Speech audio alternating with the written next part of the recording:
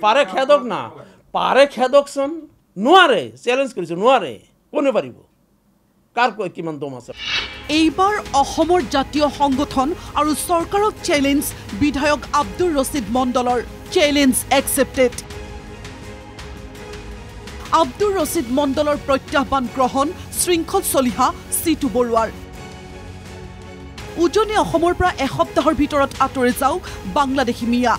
অনা অসমীয়াৰ পিছত বাংলাদেশী মিয়াৰ আগ্ৰাসনৰ বিৰুদ্ধেও ৰাজ্যৰ জাতি জনগোষ্ঠীয় সংগঠনে দিছিল তীব্ৰ হুংকাৰ এসপ্তাহৰ ভিতৰত উজনি অসমত থকা যিসকল সন্দেহযুক্ত নাগৰিক আছে সেই নাগৰিকসকলে উজনি অসম ত্যাগ কৰক কাৰণ আজি আমি খিলঞ্জীয়া মানুহখিনিৰ ভৱিষ্যতক লৈ শংকিত আমি উজনি অসমৰ খিলঞ্জীয়া মানুহৰ এক সুৰক্ষিত ভৱিষ্যতৰ কাৰণে উজনি অসমৰ বাই ভনীসকলক সুৰক্ষা দিবৰ কাৰণে আমি উজনি অসমৰ পৰা এই সন্দেহযুক্ত নাগৰিকসকলক উজনি অসম ত্যাগ কৰিবলৈ আমি আহ্বান জনাইছো বাংলাদেশী মূলৰ মানুহৰ য'ত দপদপনি যদি হৈছে এই দপদপনিৰ বিৰুদ্ধে খিলঞ্জীয়া ঐক্যবদ্ধ হ'ব লাগে 17 বাৰ মোগাল পৰাস্ত কৰা জাতি এইকেইটা বাংলাদেশীক খেদিবলৈ আমাৰ বৰ বেছি সময় প্ৰয়োজন নাই মাত্ৰ একত্ৰিত হ'ব লাগে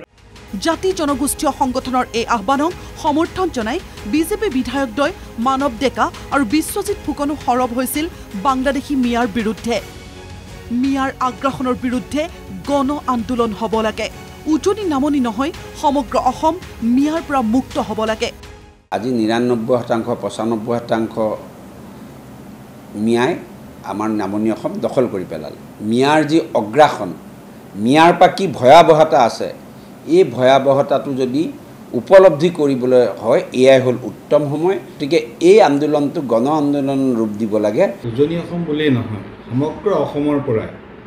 বাংলাদেশী অবৈধ বাংলাদেশী আমি বাহিৰলৈ যোৱাটো বিচাৰোঁ মই অসমখনক বৰ উজনি নামনি এনেদৰে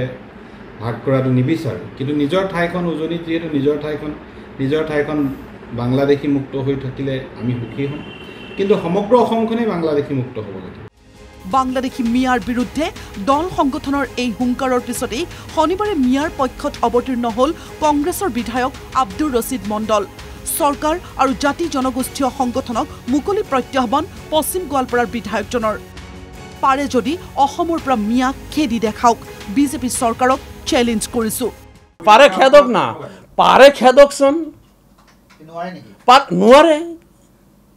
নোৱাৰে চ্যালেঞ্জ কৰিছো নোৱাৰে কাকে ভাৰতৰ নাগৰিক ভাৰতৰ পৰা খেদিব পাৰিব কোনে পাৰিব কাৰ কৈ কিমান দম আছে ভাৰতৰ পৰা ভাৰতৰ নাগৰিক খেদিব এই ক্ষেত্ৰত চৰকাৰৰ পৰোক্ষ উদগনি আছে চৰকাৰত থকা মৰবনীয়াসকলে মুখ্যমন্ত্ৰীকে আদি কৰি সকলোৱে এই মিয়া জনগোষ্ঠীৰ ওপৰত যিটো বিদ্বেষমূলক বক্তব্যবিলাক দি আছে ইয়াৰ দ্বাৰা এই সিদ্ধান্তবিলাক লোৱাত তেওঁলোকে উদগনি যোগাইছে উজনি অসমত যদি কোনোবা মিয়া আছে কাৰোবাৰ ঘৰত হালোৱা কাটিছে কাৰোবাৰ দোকানত কাম কৰিছে কোনোবাই ৰাস্তাত কাম কৰিছে ৰাস্তা ঘাটত শ্ৰম কৰা মিয়াবিলাক ক্ৰিমিনেল নেকি তেওঁলোকে নাগৰিক নহয় নেকি আব্দুৰ ৰছিদ মণ্ডলৰ এই বিতৰ্কিত মন্তব্যৰ তাৎক্ষণিক প্ৰতিক্ৰিয়া দি জাতীয় সংগ্ৰামী সেনা অসমৰ নেতা সিটু বৰুৱাৰ পুনৰ হুংকাৰ চ্যালেঞ্জ একসেপ্টেড মিয়া প্ৰেমী বিধায়কৰ আগত জাতি প্ৰেমৰ পৰিচয় নিদিওঁ আমি আব্দুৰ ৰছিদ মণ্ডলৰ চ্যালেঞ্জ একসেপ্ট কৰিছো আমাৰ স্পষ্ট এটাই কথা যে আব্দুৰ ৰছিদ মণ্ডলৰ দৰে এজন মিয়া প্ৰেমী আগত আমাৰ জাতি প্ৰেম আমি পৰীক্ষা দিবলৈ নাযাওঁ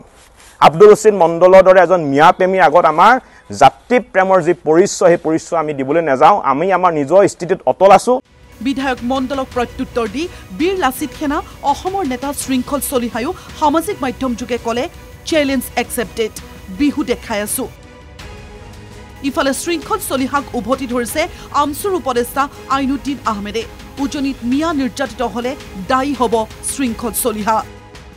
চাওক শৃংখল চলিহাই মানে অসম নহয় আৰু শৃংখল চলিহা মানে এই অসমৰ তৎপত্তিক সম্পত্তি নহয় আমচুৱে স্পষ্টভাৱে শৃংখল চলিহা আৰু বাকীসকলক ক'ব বিচাৰে যদি কোনোবা অপৰাধ কৰিছে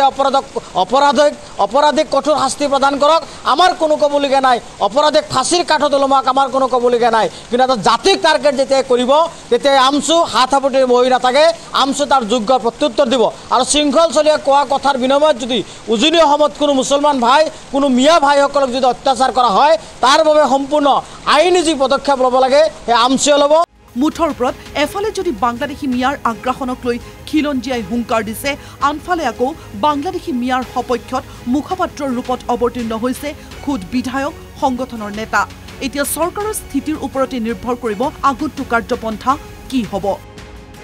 ব্যুৰো ৰিপৰ্ট NKTV+।